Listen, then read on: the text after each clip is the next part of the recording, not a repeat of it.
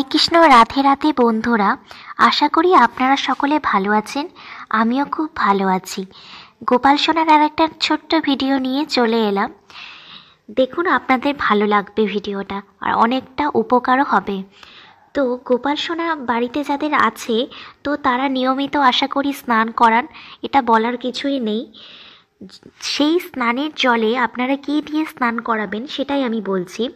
জলের মধ্যে দুধ, দই, গঙ্গা জল ও ঘি মিশিয়ে গোপাল সোনাকে স্নান করাবেন। আর এই স্নান করাবার এই যে মিশ্রণগুলো বললাম, দুধ, দই, গঙ্গা জল ও ঘি, এটা শঙ্খের মধ্যে মিশিয়ে সেই শঙ্খ থেকে জল গোপাল সোনার গায়ে ঢালবেন। আর এই ভুলটা কখনোই করবেন না।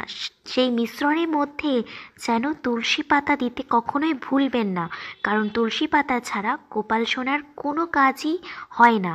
আর তুলসী পাতা ছাড়া গোপাল সোনাকে আপনি যতই সেবা দিন, সেই সেবা গোপাল সোনা গ্রহণ করে না।